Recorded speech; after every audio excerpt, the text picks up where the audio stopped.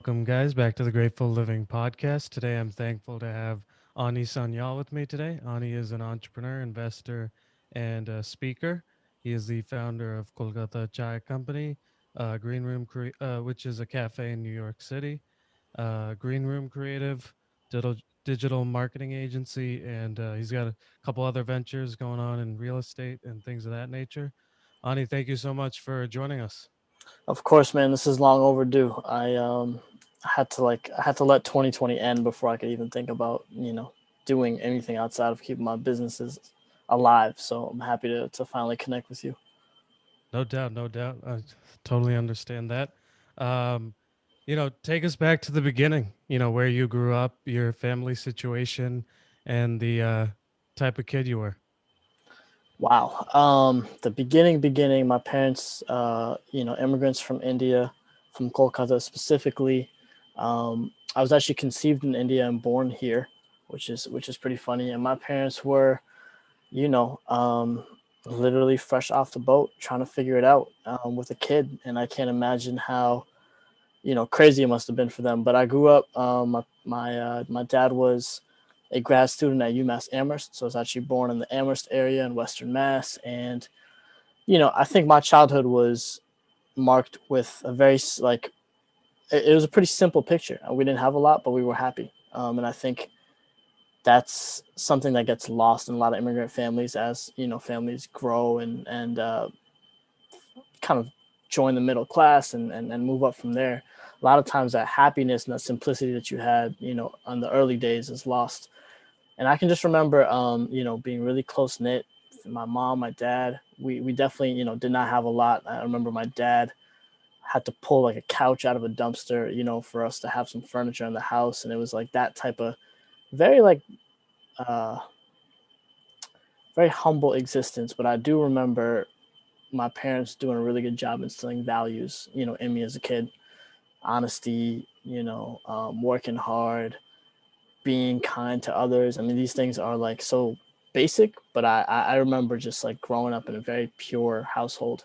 I have a younger sibling. My brother was born. We moved out of Western Mass, got closer to Boston, um, and I think what I knew early on was that I wasn't your typical brown kid, for lack of a better word. I was a creative kid. I remember I used to skateboard when I was young. Like that was my first thing, and I just broke out of that box that I think brown parents want to put their kids in. I think it was something that was just bigger than the environment of the situation. And I think 30 years later, it all kind of played out in real time. But um, I was just like I was a creative kid, and I was not scared of anything. And I think that those two things really helped me, through my formative years and kind of growing up.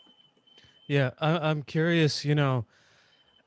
Especially you grew up in the '90s, where entrepreneurship wasn't a big term, in society. I'm curious. Do you remember the first time, like, as a young kid thinking about, running your own business or how you were introduced to entrepreneurship? Yeah, absolutely. My origin story for entrepreneurship and business is like crystal clear in my head. I still remember, where and when and how old I was and all of it. Financial insecurity was a big piece of my childhood, and that really was like the core thing that drove decision making in my household. My father was always trying to find a job or keep a job, and it just felt really unfair. He was super qualified. He had a PhD. Super smart guy, and it was just a combination of like not being one of the guys at work, and just a lot of like those racist undertones that a lot of these companies had in the '90s that no one wants to talk about. And my dad just was a victim to that, and I felt really bad because I couldn't do anything. Right, I was 8, 9, 10 years old, and you're hopeless. Right, we losing a job right before the holidays, right? So they don't have to pay the bonus out, and it's like that's your Christmas. That's what you remember. So I had a lot of those kind of years as a child, and it just drove me. It just frustrated me. And I remember um, I remember seeing Jay Z. I just remember seeing this MTV Diaries documentary on Jay Z, and that was like a light bulb went off in my head. Like, oh, that's an option. You know, it's possible to build your own business, run your own business, control your finances, and create a new path. You know, for yourself and the people you love. And that was it, man. That was the seed for everything. I was like a lemonade stand kid my whole life. You know, like any way I could get a dollar, I was like trying to figure that out. But it was seeing Jay when I was like 10 or 11 years old on TV and being like, oh, there's something here that I must explore, and that's kind of what kicked it all off. Yeah. I'm curious, you your first endeavor was the label, right? Yeah, man. Talk about, I guess, how you got into music and, just having a group of friends, or what was your introduction to music, rapping, singing, all of that? Yeah, I think it was a larger question of identity. You know, growing up in the 90s as a brown kid, it was a very disorienting time, you know, because at that time, race in America was just black and white. And, you know, when you grew up in like a suburb, there wasn't a lot of people that looked like you, right? So you were always an outsider. And through being an outsider, you also always felt excluded, you know. And here was hip hop music, which took those things, those elements of being an outsider, of being excluded, of being a have not, and they made it legitimate and they made it cool, and they took that and they turned that into an advantage, right? And so that spoke to me so deeply, right? It gave me a channel. Obviously, you know, hip hop is a black art form, so as a brown kid, you were figuring out how to be respectful of that, and you know, identifying kind of where you fit in that picture. But I remember hip hop music being an outlet for me, right?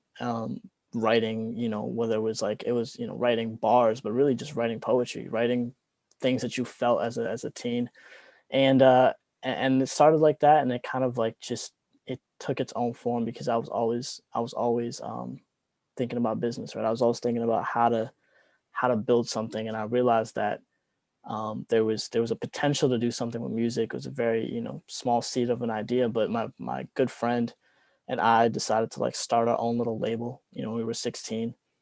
We put our first album on iTunes, you know, back in 2000 and wow, 2005. You know, that was a big deal. MySpace was Yeah. going off. Like I was learning the internet and creator culture. I was right in the middle of it, you know, and it empowered me for the first time. I knew I was not going to be a doctor. I was not going to be a lawyer.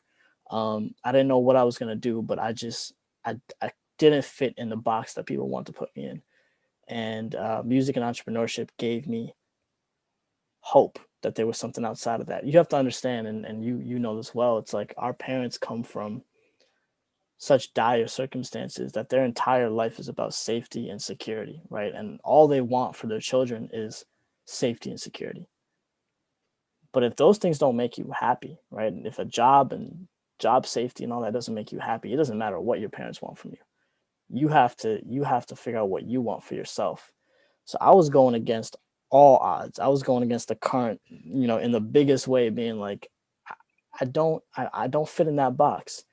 And imagine trying to explain to your parents, you know, in 2005, like, no, there's this thing going on the internet, and I think that I can monetize, you know, my art and my craft. It was like it was a foreign concept, you know.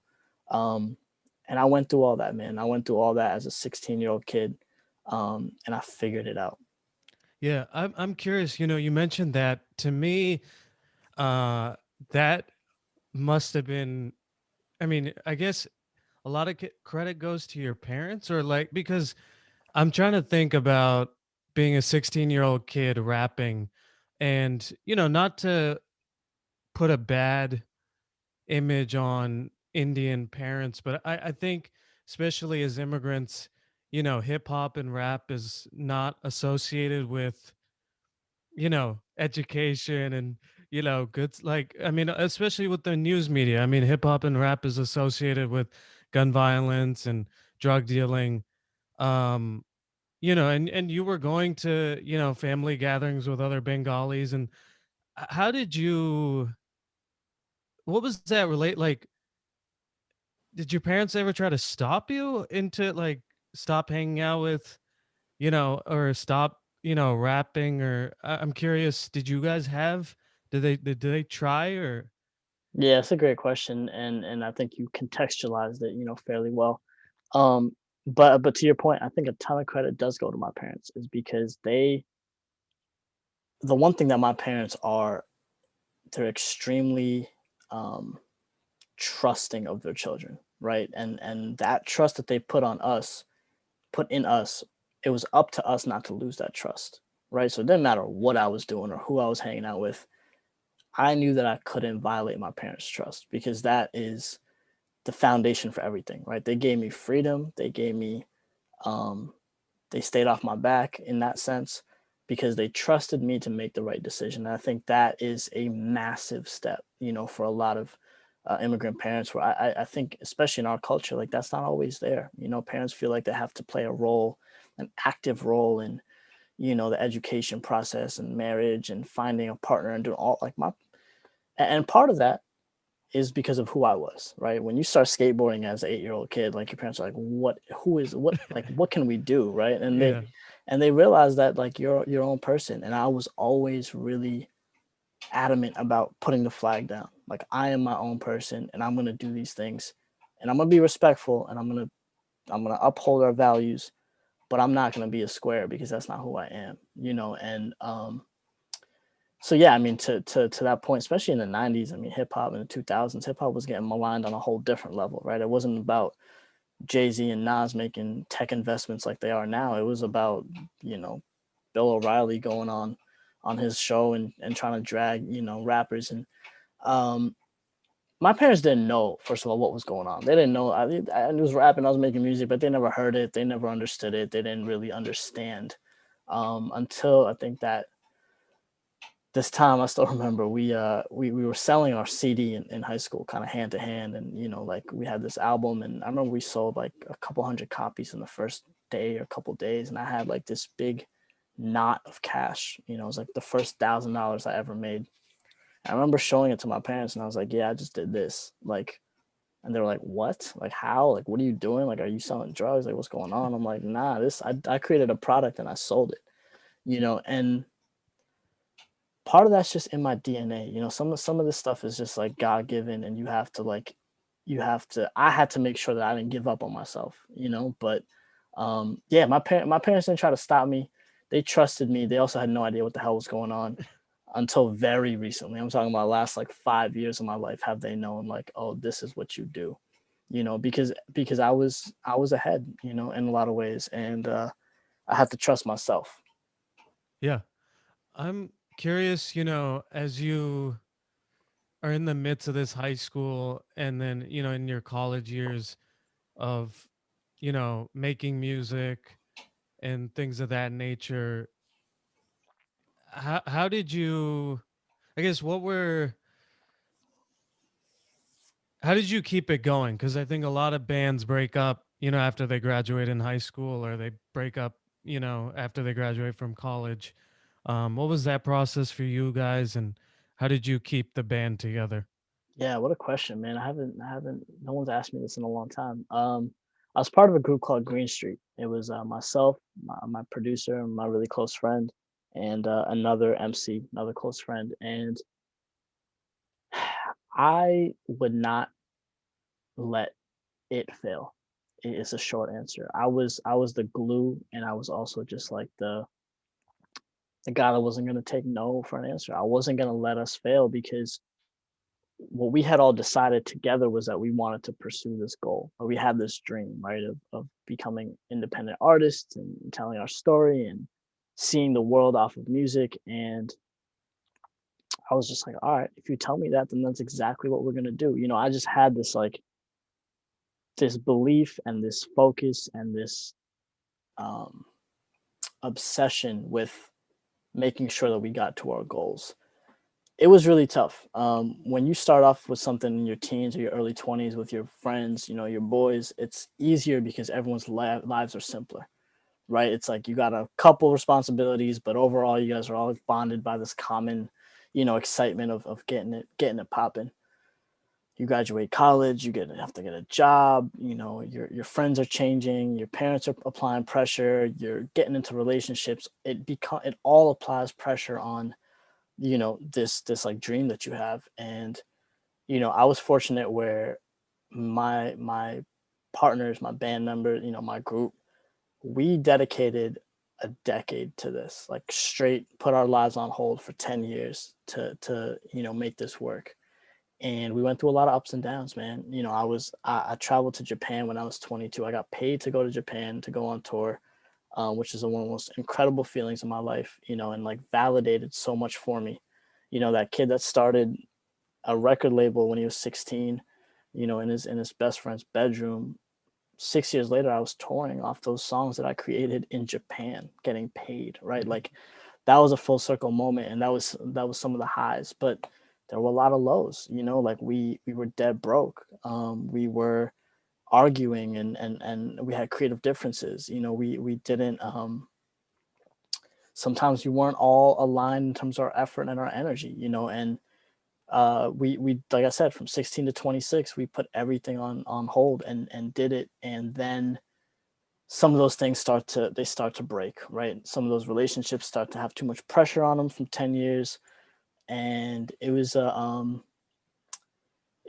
pretty sad, man. It was pretty disappointing to have that kind of fall apart, but I know that all of us did everything we could, and I hang my hat on that. Like, I got no regrets. Obviously there was a lot of highs, there was a lot of lows, but um that feeling of taking a seed of an idea to, as high as it can go, that's a feeling that I will always cherish. And I think you had a lot of, I mean, you had a lot of learnings from that. You learned marketing, you learned making a music video. I mean, I was in high school and I I remember playing what was it?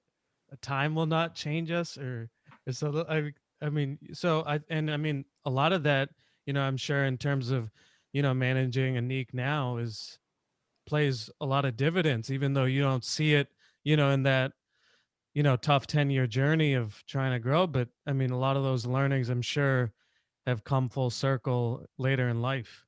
100%. I learned how to build a direct to consumer business when I was 19 years old, and today I run a six-figure direct to consumer business. It's not a accident, it's practice, and it's repetition, and it's all that. So um I'm really thankful that I did that, because I was creating campaigns, and I was doing all this like pretty like brilliant marketing stuff, and I was making no money because music was hard to make money from, right? I was doing this stuff for free, which is how I knew I loved it, right? So then when I transitioned to the agency, I was like, well, I can get paid that much for doing this. Let's go. Let's turn the heat up. And so, yeah, man, I learned a lot. I learned a lot about people. I learned a lot about myself, and I learned a lot about how to move on from something when it no longer serves you, or when it no longer brings you joy, even though you love it. Like that. Again, I put everything on the line. I put career, I put my job, I put income, I put relationships, I put everything on the line for music. And when things didn't work out, it was devastating. But rebuilding from that, and rebuilding bigger than that, um, is a really important lesson in life. Sometimes you got to let go to be able to take things to the next level. Yeah. I'm curious, at this, you know, towards the end of your time there, you obviously go through one of the toughest health um, you know, times of your life. Do you want to talk about what was going on and how you were dealing with it? Yeah, absolutely. I was getting ready to go on a trip to India to help score a Bollywood film. Again, getting paid off your craft at the highest level. Super excited. I was 24 years old, and I was scheduled to spend 6 weeks in India. So everything was paid. I was living at like the Taj, in Mumbai or wherever it was, and just it was a JW Marriott in Juhu Beach in Mumbai. I still remember, and it was um it was like this crazy full circle moment to me, and At this time, I would like literally just figure out how I could save money to go see my family in India, which was like a $1,500 ticket, and that I could barely pay my rent. But here I was getting paid to go. It was like it was this really awesome moment, and I was so high, I was so excited, and I had a routine checkup, a doctor situation where I found out that I had end stage kidney failure, and I had a kidney condition from when I was born. It wasn't something that was brand new to me, but the timing was completely new. It was like 6 months ago, everything was fine, and then here I am, finding out that I have 3 more months to live on my kidneys in their existing condition. And I was 24, and I had worked so hard to get to this point to build a life that was fulfilling to me, and it felt like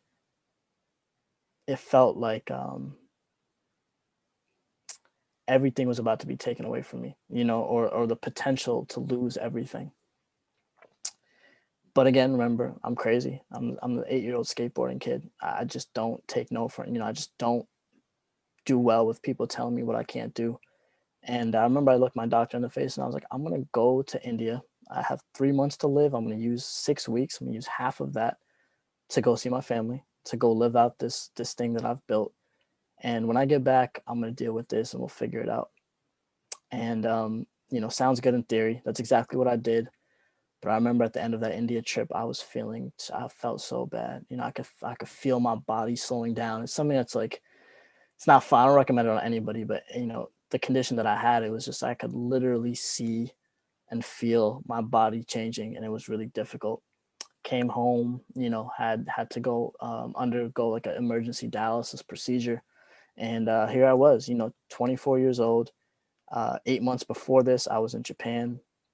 2 months before this, I was in India, and 0 month. At that time, I was in a hospital, hooked up to a catheter on dialysis. Because my body couldn't survive by itself.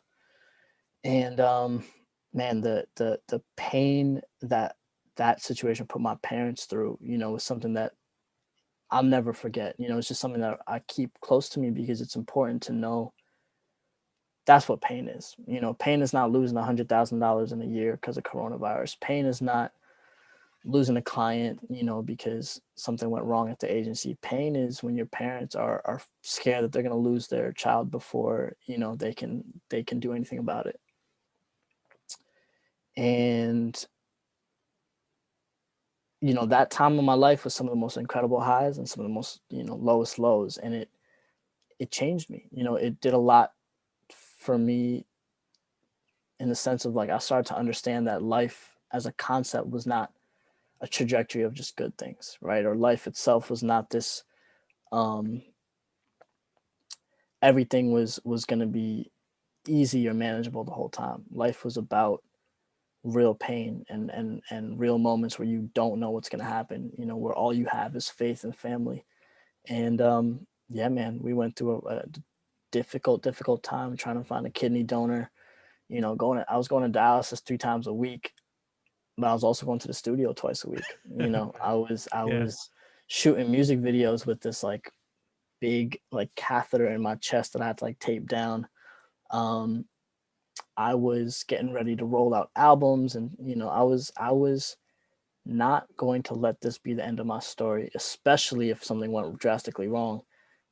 People had to know that like this is how I went out. This I believed in what I was doing so much, and I believed in art and myself and my people so much that if I died doing it, that's the last thing you got from me. I was okay with that, You gave it your all. literally. Yeah. I'm curious, especially as you talk about your story, control is such an important part, right? You talk about your dad and seeing him get laid off and, trying to control your own destiny through creating your own companies. In that moment of, obviously you got a kidney from your father and things like that. Not being in control of your health, how tough was that for you? And I mean, I don't know, did it create of some different lessons for you as you moved forward in your life? Yeah, it got dark. It got really dark for a moment because I was like, man, like I thought I already beat the odds by getting here in the first place, and now I gotta deal with this. It for sure uh, got dark for me. It also made me understand that without health and without family and without some of the most fundamental things, the rest of all this is like really hard to do. And that's a lesson I'm still learning because like I'm just hard headed, but um, I think what it did was it created a deeper appreciation for everything for me, right? The simple act of being able to eat something you wanted to was like a big deal now, right? It created a deeper bond between the people that I loved, because it reminded me that that time with them is not guaranteed, and I think it recontextualized life being a gift in general, and a lot of times like we get so caught up in what we're going through, right? We get so wrapped up in how low we are on a certain day, but if you got up that day, that's a big deal, and I had to learn that for myself in real time because there was definitely days where I was not like so optimistic. There were days where I was like, man, this is horrible. Like I just hope this ends. Like, I had those moments, but I'm really grateful that I had the family support, and the friends to just hold me down and be like, nah, you're gonna come out on the other side of this, and we're gonna start right where we left off. Yeah. After that, you start a digital marketing agency. Can you talk about, you know, what that was like, and getting a business off the ground, and, you know, just, I guess the work you had to put in to really get that, on a stable basis? Yeah, so I started an agency with my brother in 2016, and man, we were so green. We had very little experience. My brother had some formal agency experience. I was, coming off the music game, and it was so hard figuring out where to start. I'm talking about like figuring out how to incorporate a business and start a business bank account and figure out, how to cash a check under your business. Like no one taught us these things, and there was no place to go learn these things. You just had to do it and figure it out. So we started, literally just with nothing, building it up. Um, I remember my friend lend me his laptop because I didn't have a computer at this time. Like it was like real scrappy, and but what I did do is I put everything on hold for 12 months and I just busted my ass. I worked 18 hours a day every day, 7 days a week for 12 months. And at the end of that, we had built like a six-figure, client base. We had taken a bunch of L's, but we had figured out kind of what we were good at. We had laid the foundation for an agency that thought a little bit differently in how we approached content and community and uh, performance. And we started to get some confidence that where we were at could actually work. And one thing led to the next. We got a couple marquee clients. Had a couple friends in high places that looked out for me, and we were able to literally transform our lives in like 2 years. Because what happens is when in this world that we live in now, it's like a lot of like the hustle culture and all of that, which I think you have to be very wary of. But the truth of what happens in entrepreneurship is when you are able to create capital, when you're able to accumulate capital through your own means, you're able to then deploy that in strategic ways to change your life or your family's life or whatever your goals are, right? So from the agency, we were making a significant amount of money more than we needed, and we were still living beneath our means. And what I was able to do there was understand that there was an opportunity to change our lives forever, right? And that's when I transitioned into starting the real estate business and we started to invest in our own businesses. For example, we had a monthly workshop that we called Idea Exchange, where it was just a free workshop for people, um, to come and test ideas and do all these things. And then we also, invested in Kolkata Chai, and so we used our capital to reinvest into other ideas and bigger things so that we could live a certain way for the rest of our lives without having to worry about, work or losing your job or that type of insecurity. And I think that's the biggest lesson that I, took away from that is I locked down for 3 years, didn't do anything, didn't I wasn't on social media, I wasn't seeing friends, I wasn't doing jack, you know, Yeah. I was just working. And now 5 years later, I don't have to work if I don't want to. I still want to work, but Yeah. I have changed the entire trajectory of my family, and I think that's some powerful stuff. When I think about it. Yeah. Two questions with that. Curious, especially, in 2016 as a young company, are there any keys to pitching and, cuz obviously the brand value doesn't have, 30 years of brand value that some other marketing agencies might have. Sure. How were you able to pitch clients and, win on those pitches? Yeah, I think it was a combination of a couple things. The first thing was just going above and beyond in terms of your preparation, right? So like understanding what was working and what wasn't working for the client, going back maybe to an old campaign and being like, we wouldn't do it that way, we would do it this way, like really digging into figuring out what their business problem was and then presenting it to them in a way where it showed them that you had done your homework. Even yourself, like you come to your interviews prepared, you've done your homework. We just took that to the next level. Like we did that, but we prepared and we let people know that we were serious. The second thing is showing companies, brands, whoever you want to partner with, how you think. So we would create, little spot campaigns, or we would draft and mock up, what a campaign would look like. We would pitch them an idea that they hadn't even asked for. Like, we would basically come to them and show them what imagination looks like when you deploy it, and ask them like, is this something you'd be excited by? And chances are they would, and we were able to kind of like do a little bit extra work just to show people we were serious and then deliver on that. And the third thing is like actually executing on what you say you're going to do. That was huge, right? Like there's a lot of agencies get a bad rep because there's a lot of charlatans and there's a lot of fleecing that goes on there, but we kept it real. We said what we were going to do. If we didn't do it, we communicated, and we built really good relationships, which I think are key. And then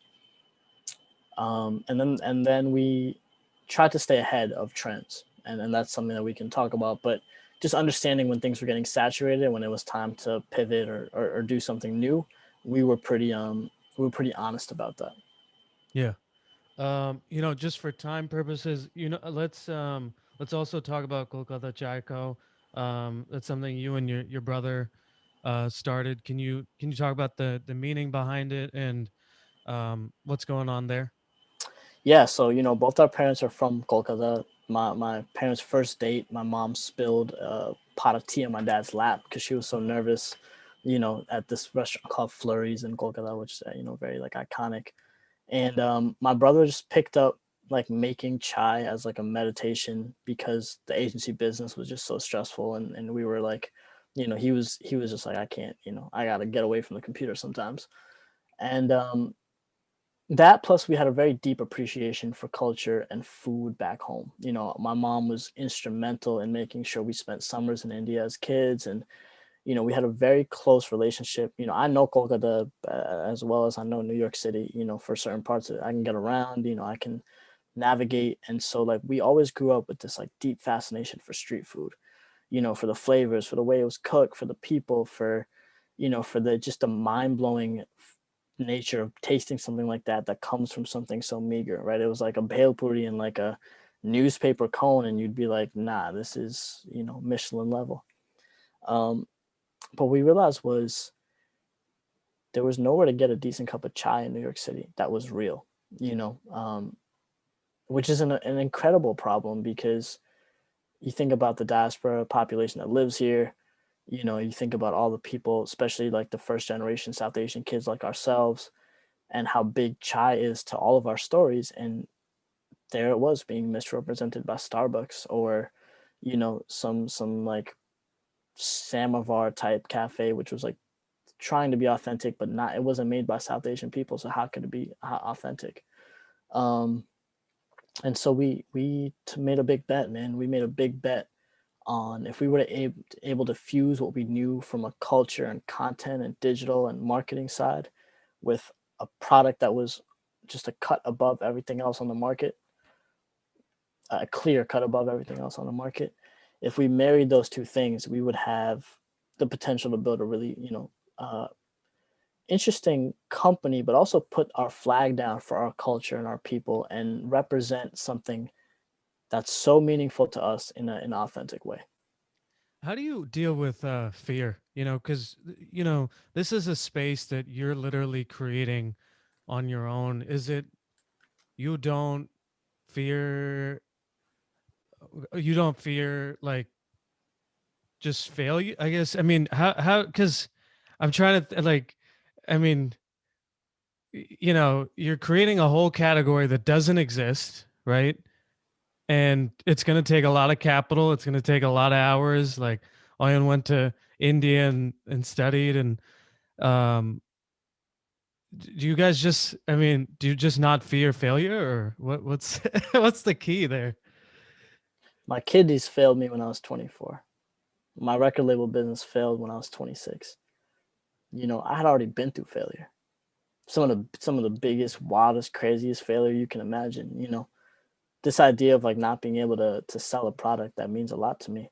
That wasn't scary to me.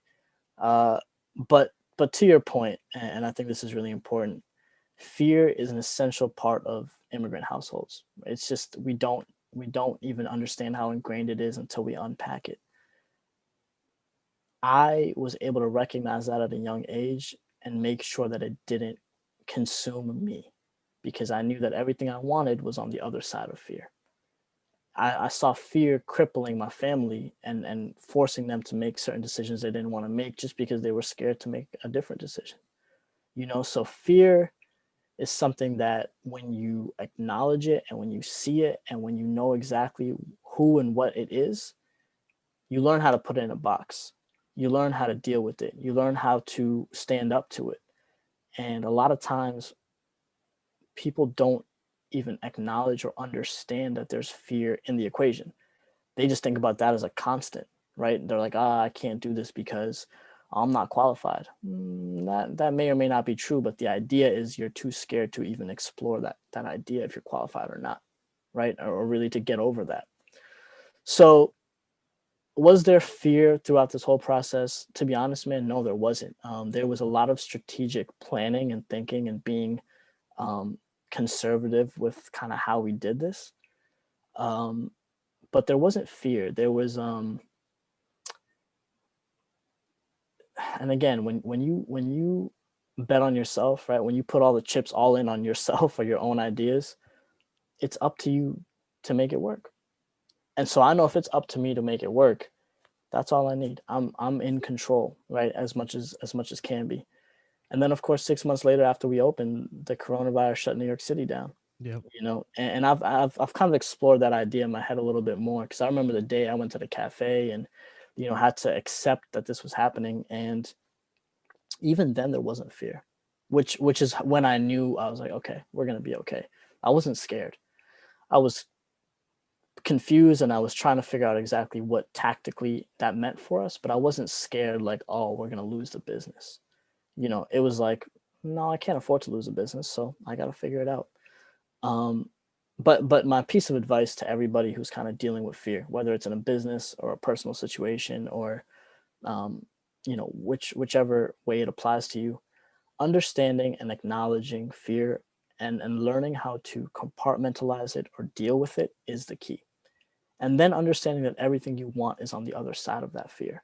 And to me, the things I want to take care of my family, to build legacy, to accumulate capital, to be able to change the fortune and the path for young people of color, those things are just way more important than me being scared. You feel what I'm saying? Yeah. Yeah. Yeah. So I gotta try, and that's how I see it. Yeah. You have a much deeper purpose behind everything you're doing. I'm curious. Obviously, as you mentioned, a once in 100 year pandemic happened. You got the biggest, knockout punch that you could get as a business, and you've survived and um, continued to thrive through direct to consumer. Um, as you look forward to for the business, what do you think? And I don't know if you can think about expansion right now, but is this something you think is going to be a franchise model? Do you think you'll expand through your own corporate? What do you see as the future of KCC? Yeah, it's a great question. We absolutely do think about expansion and growth all the time. Again, if you only focus on survival, that's all you're going to be able to do. And we were extremely lucky, blessed, smart in the way we went through 2020, in the sense that we were able to actually grow our business substantially in 2020. And so, unlike a lot of restaurants, we're in a different place, right? We have some capital, we have some momentum, and we have some data that we know we can turn into, a $50 million business. Um, the future of KCC is replicating this authentic, small footprint cafe model in some key states across the US. Not in a franchising model because we're really particular about brand and certain things at this point. So that's something that we've been approached a lot for, but that's not a top priority for us. I think it's more of potentially independent owned, but more of a raising money and going and deploying certain key locations. It's also the future is in e-commerce, right? And the future is in direct to consumer. And we think about an omni-channel type of business where you can go get a cup at the cafe, you can get it delivered to your house, you can go pick it up at a Whole Foods. You can log online and watch how to make it, or watch a virtual course on the history of chai while you're making it, and creating an encompassing 360 experience around one of the most important drinks of from our culture. That would be cool. Tea and painting instead of wine and painting. That would Yeah. be cool. Yeah. So obviously, real estate is also another area that you're big in. Um, I guess you know, talk to us about why you got into that, and then maybe any advice you have for others in terms of diversifying where their capital is and what you've learned, and things of that nature. Yeah, I got into real estate because my dad had just given me a kidney, and I was like, "How can I ever pay you back?" And the only way that I figured out how to pay my family back was to create some type of financial security for them. And when I was exploring different asset classes and investment vehicles and figuring out what made sense, real estate was the one that jumped out, right? It was a way to leverage capital into tangible assets that produced income in the short term and appreciated in the long term. Also provided great tax benefits. And when I thought about it, I was like, well, that seems like a really great way out, right? If I'm able to accumulate real estate now that pays, you know, a certain dividend every month in the form of rent rolls, and I'm able to give that to my parents, and they can retire and not worry about cash. And then after that, I'm able to, capture that income. What a concept. The problem is when you don't come from a real estate family or a background or anything like that, you literally have to figure all of it out yourself, and I never had a mentor, never really had any person teach me the game. I just figured it out. I spent countless time in forums and networking with people and going to meetups and going to open houses and simulating real estate investments on Zillow with my own little calculators, and just figuring out, like, was I onto something, or was I just like really off? And I put one foot in front of the other. Started with my own first property, then started with my second property, then started with my first rehab, and really just systematically deployed my capital to accumulate assets until I honed in on a investment thesis that was working for me, until I really learned about, oh, this is how, how you leverage on a down payment, and this is how you're able to use construction funds, and this is how you're able to scale through joint ventures. And once I figured out that, I was like, oh, okay, it's about to get fun, you know. And then the funny part about that is, 2019, I ended up accumulating probably like north of $1 million alone just in that calendar year of assets. And then 2020 hit, and Yeah. all of those projects and all of those things went to hell. And now I'm, figuring out how to get them back on track. So again, highs and lows, figuring it out. Never believing in your own hype just because you got a couple properties moving, that doesn't mean that you've made it, and really focusing on this larger goal of like, how do I create generational wealth, and how do I really create a business and an asset that changes the trajectory of my family. Yep. And then, the fourth thing, managing Anik has been another part of your life. You want to talk about what that's been like, especially in a COVID environment where we can't do tours?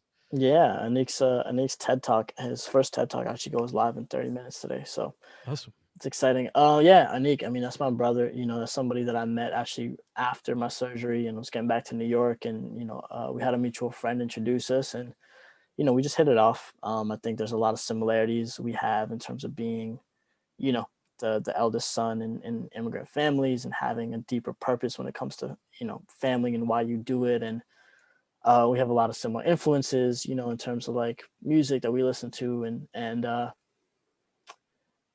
my thing with Anik was, I always believed, and I still believe to this day, that he's the one, right? He's the guy that's gonna break out and he could be a mega star if he wants to. And I just didn't feel like he had the infrastructure around him to be able to do that. And that was like how we started working together. I was like, well, I know my agency world, and I know how to create product, and I know how to go direct to consumer, and I feel like we can apply these to you as an artist. And that's what we did. We got busy. The first thing we ever did was a merch collaboration together.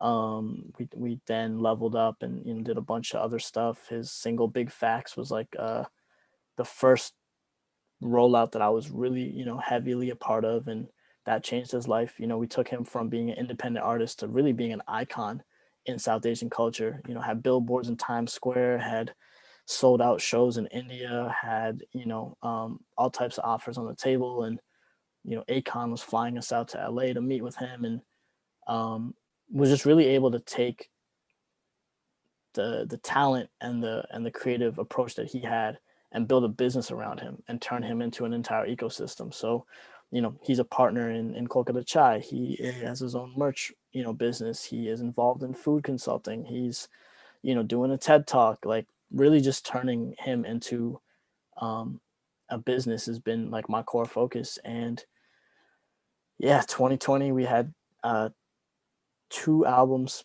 planned, and obviously had to scrap. I think not being able to tour, which is probably 60-70% of every independent artist's revenue, is a really, really big deal. So we've been, again, up and down, reevaluating our strategy, but now we're getting ready to release. And I think the world gets to get those two projects this year, which we're excited about. But again, I think the takeaway that I'm having, even from having this conversation with you, is like, when you start something, and it's something that you're deeply passionate about, but you're doing it for the first time, right? You're the first person in your family to start a business. You're the first person to get into real estate, or you want to be the first South Asian artist to break out globally. That journey is full of up and downs. And knowing how to contextualize all of that, and keeping an even keel, and moving forward even when things look like they're about to fall apart, that's what that's where the magic happens. That's the genius of all of this. It's not about my real estate investment thesis or my direct to consumer plan for Anik. It's the fact that regardless of how those things go in the short term, I'm committed to that long term vision, and I'm gonna stay in the game the longest.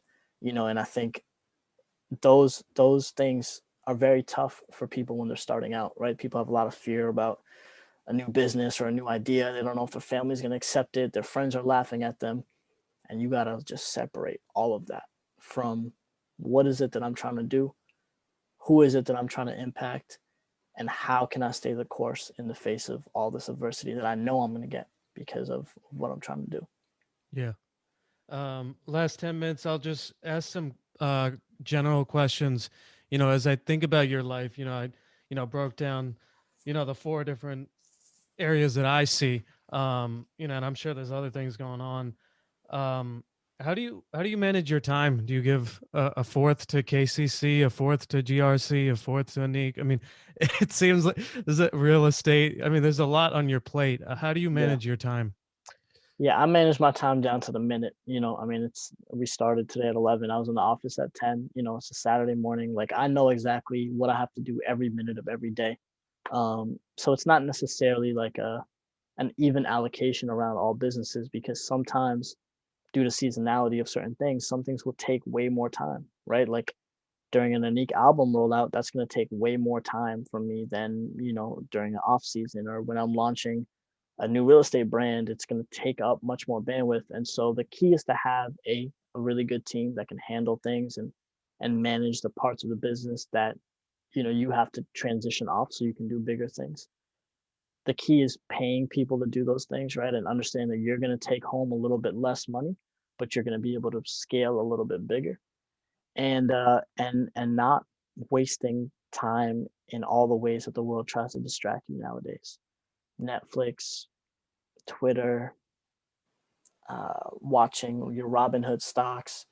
You got to cut out all the distractions, And I think that if you're able to use discipline as a muscle, then you know exactly what has to happen. Last night was Friday night. It was a nice night in New York City. People were going out, and I was in front of a whiteboard in my apartment, like going through what has to happen for KCC in the next 3 months because I know that's an important top of mind thing. And so I got to have the discipline to stay my ass in the house and and work and that's the difference.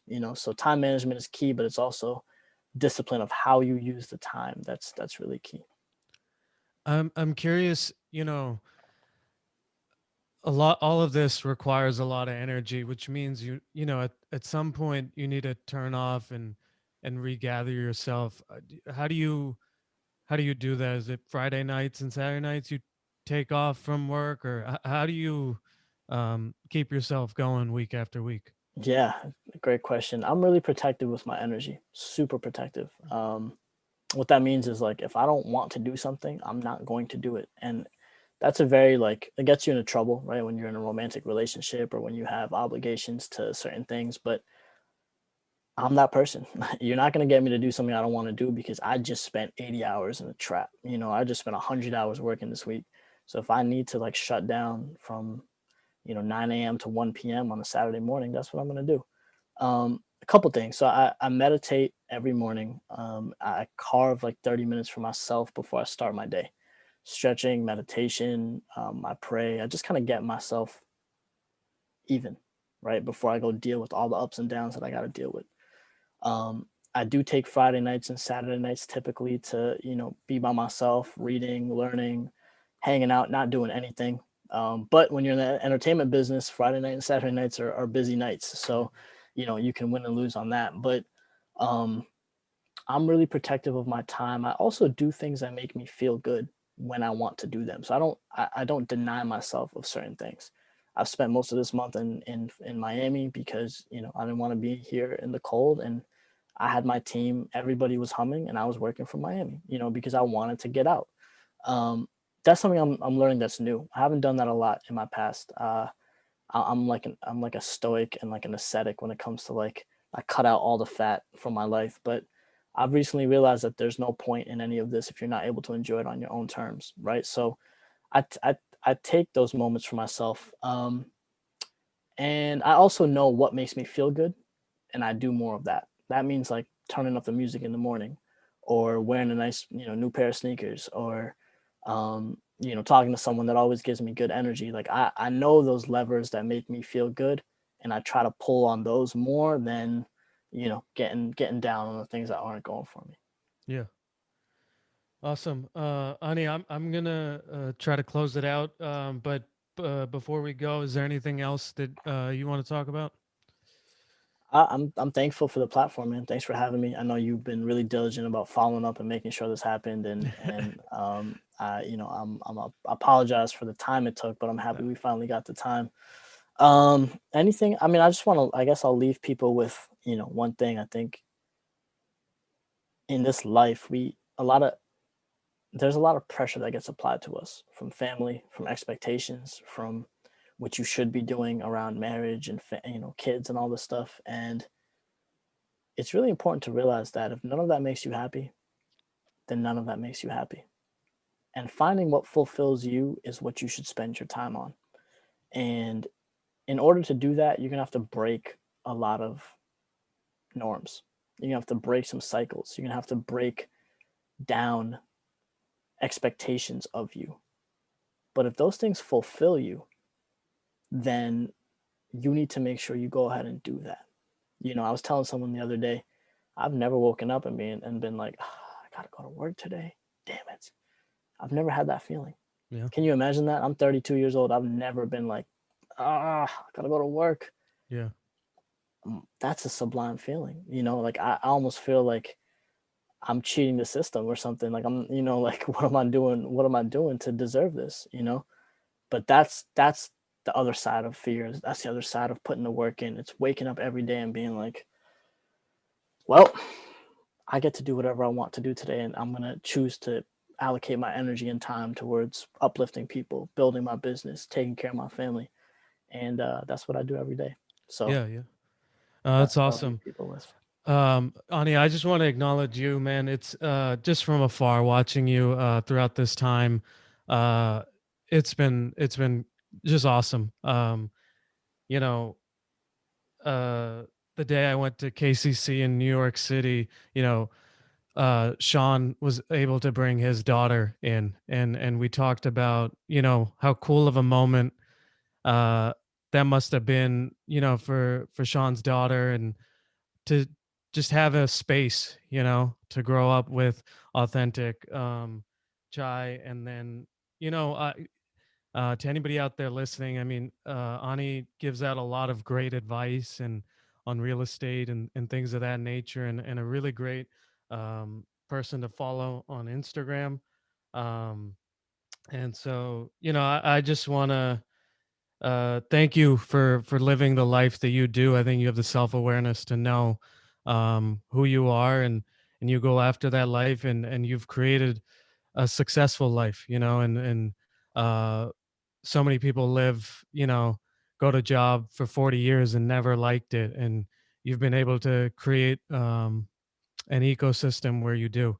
So if you can, do you want to just tell anybody where they can follow you, and maybe follow up with you? I know you offer consulting sessions and things like that, so let them know. Yeah, well, I appreciate that. First of all, thank you for that. And sometimes it's good to be acknowledged because we don't do it enough. Yeah, I'm easy to find. It's Ani Hustles, ANIHUSTLES across everything. Shoot me a DM. Shoot me a question, whatever you have. If there's a way I can help, I will always try. Yeah, awesome. Ani, thank you so much for being on. Thank you, man. Have a great one. Appreciate it.